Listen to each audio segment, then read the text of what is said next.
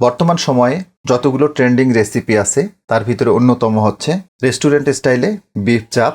বাসায় এই বিফ চাপটা বানাতে যেয়ে আমরা বিভিন্ন ধরনের কমপ্লিকেশন ফেস করি। কী ধরনের মশলা দিব, কিভাবে রান্না করব। জি প্রিয় দর্শক, আসসালামু আলাইকুম। আজকে একদম সহজভাবে রেস্টুরেন্ট স্টাইলে বিফ চাপটা করে দেখাবো, যেটা একবার দেখলেই আপনারা খুব সহজে বাসায় রান্না করে নিতে পারবেন। তবে অবশ্যই রেসিপিটা আপনাকে শুরু থেকে শেষ পর্যন্ত দেখতে হবে। শুরুতেই চাপের মশলাটা তৈরি করে নিতে হবে। আর এজন্য একটা বাটিতে 6টা এলাচ নিয়ে নিচ্ছি। নিব ছোট সাইজের একটা কালো এলাচ, 6টা লবঙ্গ, 1 চা চামচ গোলমরিচ, 6টা কাবাব চিনি। একটু ক্লোজ আপ করে দেখাচ্ছি আপনাদের। কাবাব চিনি এবং গোলমরিচ একদমই কাছাকাছি। কাবাব চিনির শুধুমাত্র একটা লেজ আছে। যারা রেগুলার রাঁধুনি তারা জানেন, যারা নতুন তাদের জন্য এটা বলে দিলাম যাতে পার্থক্যটা বুঝতে পারেন। 1/2 চা চামচ মৌরি বা মিষ্টি জিরা দিচ্ছি। একটা স্টার এনিসের অর্ধেকটা, এটাকে তারা মশলা বলা হয়ে থাকে। মিডিয়াম সাইজের একটা জায়ফলের 3 ভাগের 1 ভাগ। এই জায়ফলটা কিন্তু অবশ্যই দিতে হবে, কেননা এই জায়ফলটাই কিন্তু বিফটা টেন্ডারটা নিয়ে আসবে। সেই সাথে দিচ্ছি অর্ধেকটা জয়ত্রী, 1 ইঞ্চ সাইজের 2 টুকরো দারুচিনি, 2টো তেজপাতা মাছ বরাবর কেটে নিয়েছি। এই যে মশলাগুলো, এই মশলাগুলো বিরিয়ানির মশলার সাথে কিন্তু অনেকটাই মিল। তো এই মশলাগুলোকে না ভেজে বা না টেলে গুঁড়ো করে নিতে হবে। মশলাগুলোকে খুব সুন্দরভাবে গুঁড়ো করে নিলাম। তো আমরা এখন বিফ চাপের ম্যারিনেশনে চলে যাব। বিফ চাপের জন্য মাংসগুলোকে একটু বড় সাইজ করে নিতে হবে। আমি এখানে টোটাল 4 পিস দিয়েছি। 4 পিস মাংস এখানে নিয়ার অ্যাবাউট 1 কেজি 150 গ্রাম মতো ছিল। যেহেতু 4 ভাগ করে নিয়েছি, তার মানে এক টুকরার ওয়েট নিয়ার অ্যাবাউট 250 থেকে 300 গ্রাম মতো। এরকম স্ট্যান্ডার্ড সাইজ ধরে কেটে নেবেন। আর চেষ্টা করবেন এই চাপের মাংসটা যেন একটু আঁশযুক্ত হয়। সবচেয়ে বেটার হয় গর্দান কিংবা সামনের রানের মাংস। শুরুতে দিচ্ছি লবণ, প্রায় 1 টেবিল চামচ মতো দিয়ে দিলাম। শুকনো মরিচের গুঁড়া 1 টেবিল চামচ দিচ্ছি। হলুদের গুঁড়া দিচ্ছি 1/4 টেবিল চামচ, যেটা প্রায় 2 চা চামচের মতো। আদা বাটা দিচ্ছি 1 টেবিল চামচ। রসুন বাটা দিচ্ছি 1 টেবিল চামচ। টক দই দিচ্ছি 1/2 কাপ মতো। 4টে কাঁচামরিচ এভাবে বেটে নিয়েছি।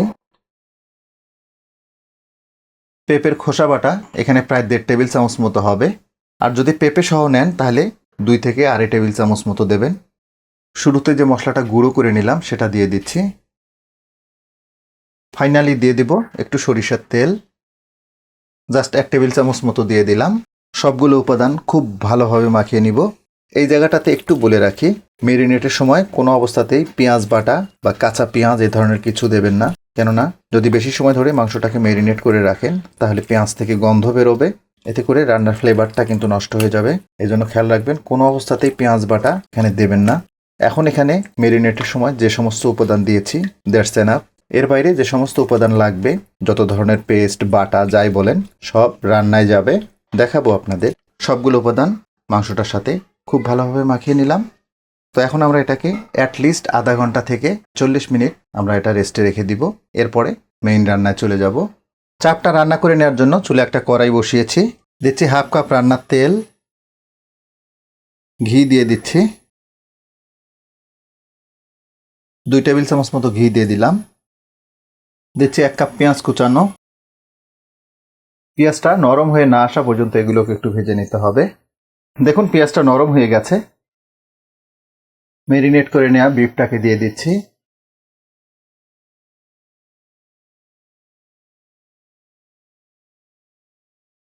এই পর্যায়ে চুলার জালটাকে মিডিয়াম এবং লোয়ের মাঝামাঝি রাখবেন, হাই হিটে রাখা যাবে না। মেরিনেটের বাটিটা ধুয়ে একটু পানি দিয়ে দিলাম। ঢাকনাটা লাগিয়ে দিচ্ছি। চুলার জালটাকে মিডিয়াম টু লোতেই রাখবো। মিডিয়াম টু লো হিটে চাপটাকে প্রায় 20 মিনিট মতো রান্না করে নিলাম। দেখুন চাপটা থেকে কিন্তু অনেকটাই পানি ছেড়ে দিয়েছে। যখন এরকম চাপটা থেকে পানিটা ছেড়ে দেবে তখন আমরা এখানে দিয়ে দিলাম 7-8টা কাজু বাদাম এবং 7-8টা কাঠবাদাম একসাথে বেটে নিয়েছি। 1-1.5 টেবিল চামচ মতো পোস্ত বাটা,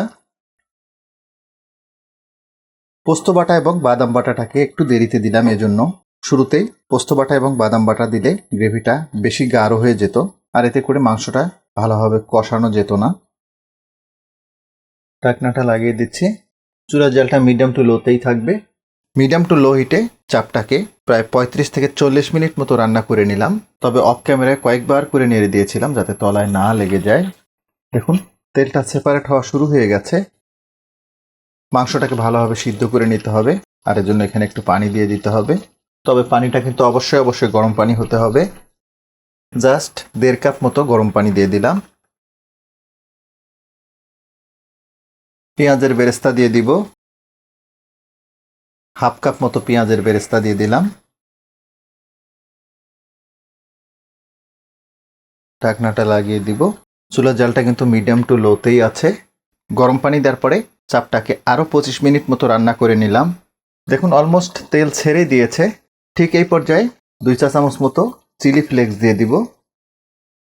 আমরা অলমোস্ট রান্নার শেষ পর্যায়ে চলে আসছি। এ পর্যন্ত প্রায় 1 ঘন্টা 15 মিনিট রান্না হয়ে গেছে। জাস্ট এই গ্রেভিটা থেকে তেলটা সেপারেট হয়ে গেলেই রান্নাটা হয়ে যাবে। ঢাকনাটা লাগিয়ে দিচ্ছি। আর এই পর্যায়ে চুলের জালটাকে লোতে নিয়ে আসবো। একদম লো হিটে বিফ চাপটাকে আরও 20 মিনিট মতো রান্না করে নিলাম। কতটা লোভনীয় হয়েছে, একদম ফিদা কালার।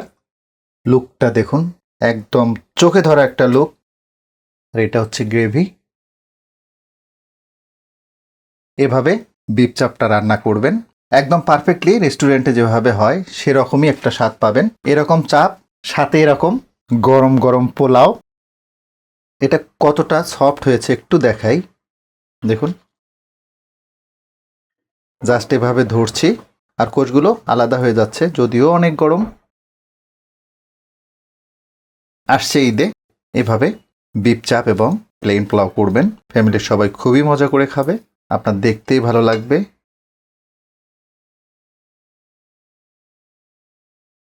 আলহামদুলিল্লাহ, আলহামদুলিল্লাহ, এতটা স্বাদের হয়েছে বিশ্বাস করুন, এটা বলার জন্য বলা নয়, অসম্ভব রকমের স্বাদ হয়েছে। জাস্ট একবার বাসায় বানালেই বুঝতে পারবেন। একদম জুসি। আচ্ছা, আর একটা বিষয়, এই যে পোলাওটা দেখছেন, এরকম ঝরঝরে পোলাওয়ের রেসিপি নেক্সট রেসিপিতে করে দেখাবো। যেহেতু রেসিপিটা বড় হয়ে যেত, এই জন্য আমি একসঙ্গে করে দেখাইনি। নেক্সট রেসিপিতে এরকম ঝরঝরে পোলাও আসবে ইনশাল্লাহ। আর বিফ চাপের এই রেসিপিটা যদি আপনাদের একটু হলেও ভালো লেগে থাকে, তাহলে রিকোয়েস্ট করব লাইক, শেয়ার এবং কমেন্ট করার জন্য। আর আপনি আমার চ্যানেলে নতুন হয়ে থাকলে রিকোয়েস্ট করব আমার চ্যানেলটাকে সাবস্ক্রাইব করার জন্য। তো আজকে এ পর্যন্তই। সবাই অনেক ভালো থাকবেন, সুস্থ থাকবেন, নিরাপদ থাকবেন। আল্লাহ হাফেজ।